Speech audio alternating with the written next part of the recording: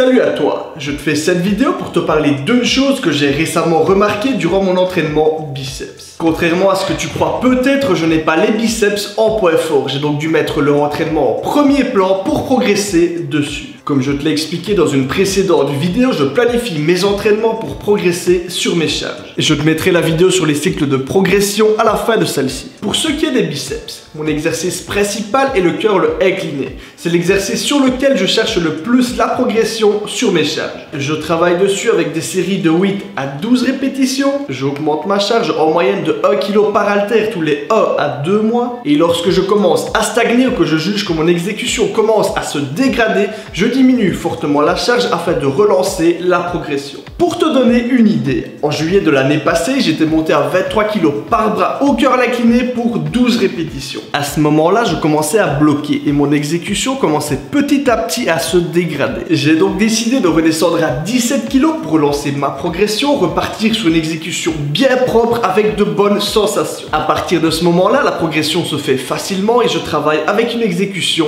parfaite. Ce qui fait qu'en janvier dernier, je parvenais à passer 10 reps avec 24 kg par bras. À ce moment-là, l'exécution commence à devenir un petit peu moins propre et c'est maintenant que les choses intéressantes commencent. Plutôt que de redescendre dans mes charges comme je le faisais avant, j'ai décidé de continuer à monter malgré l'exécution qui n'était pas optimale. Durant quelques mois, j'ai poursuivi ma progression. J'ai augmenté mes charges en trichant un petit peu et en laissant légèrement la sensation de côté. On ne parle évidemment pas de grosses triches dégueu et c'était uniquement sur les dernières reps. Après maintenant 2 mois à faire ça, je me retrouve avec un constat plutôt positif. Et c'est pour ça que je te fais cette vidéo. J'ai explosé mes perfs au curl incliné, je me retrouve avec des bonnes courbatures dans les biceps. Et malgré un tour de bras qui n'évoluait plus depuis 1 an, j'ai presque pris 1 cm de tour de bras à froid. Cette vidéo pour te dire que parfois il faut savoir légèrement laisser de côté l'exécution parfaite et la sensation afin de favoriser sa progression. Je ne te parle pas de tricher volontairement sur chacune de tes séries, mais de temps en temps, en fait, c'est qu'il faut savoir se donner un petit peu de liberté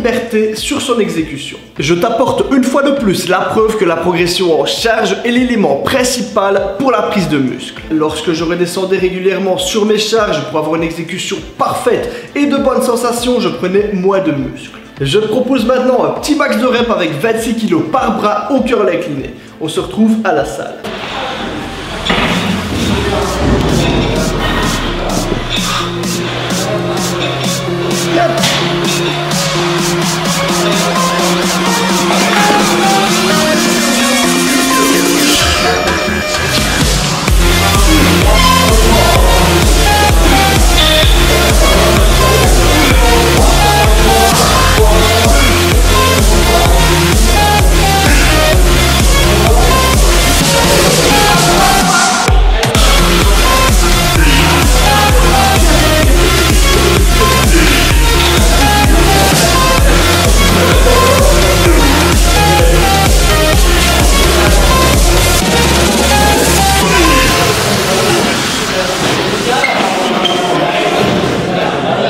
Si moi j'ai réussi à progresser autant après 9 ans d'entraînement, dis-toi qu'avec un petit peu moins de pratique, la marche est encore plus grande. Et ce serait bête de se freiner en se concentrant trop sur la sensation. On est d'accord que personne ne prendra 1 cm de tour de bras en 2 mois tout au long de l'année, soit 6 cm par an indéfiniment, mais c'est une méthode qui te permettra de franchir certaines barrières. Elle te donnera un petit coup de boost lorsque tu en auras besoin. Évidemment, cette technique n'est pas valable sur tous les exercices, il faut savoir l'utiliser intelligemment et avec parcimonie. Le curl incliné est un exercice où la triche est fortement limitée car on est calé contre un banc. Hors de question donc de rajouter de la triche sur un curl bar qui est déjà triché chez 90% des pratiquants. Dis-moi en commentaire si tu parviens à progresser correctement sur tes exercices. Si la vidéo t'a plu, n'hésite pas à laisser un pouce bleu et à t'abonner. Et moi je te dis à samedi prochain 18 h et à la prochaine.